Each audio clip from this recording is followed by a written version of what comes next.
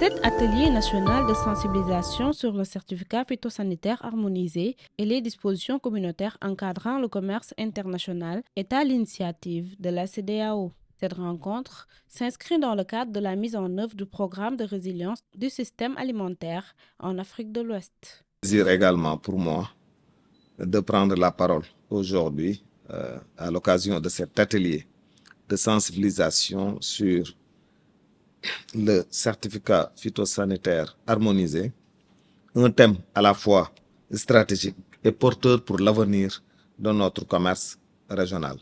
Au cours des échanges, plusieurs difficultés ont été soulevées en lien avec la circulation des produits agro-silvopastoraux dans l'espace communautaire.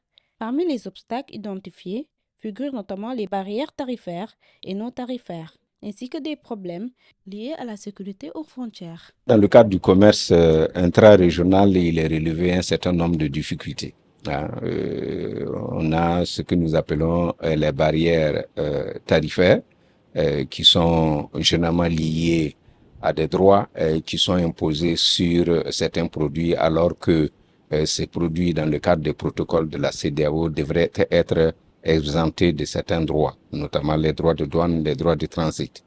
Nous avons essentiellement les barrières non tarifaires qui sont du fait soit des agents de contrôle, comme vous l'avez relevé tout à l'heure, police, douane, gendarmerie, avec les tracasseries routières. Bon, au-delà de ça, nous avons constaté malheureusement que notre région fait l'objet de problèmes de sécurité. Les obstacles persistent et empêchent les pays de la CEDEAO d'exploiter pleinement le potentiel du commerce régional.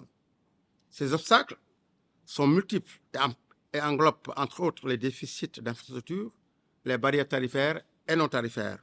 Face à ces défis, la CEDEAO, à travers la FSRP, entend intensifier la sensibilisation des autorités nationales et des acteurs du commerce transfrontalier. L'objectif est de réduire, voire d'éliminer les entraves à la libre circulation des produits tout en garantissant le respect des normes de santé publique.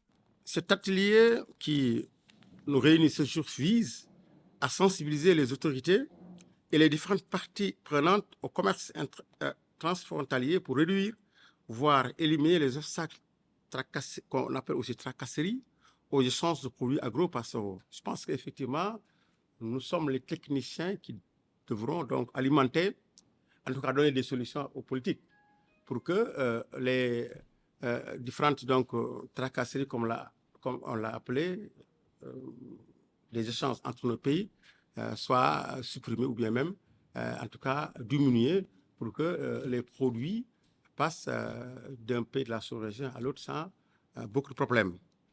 Tout en aussi, effectivement, gardant l'esprit de santé publique qui s'y attache.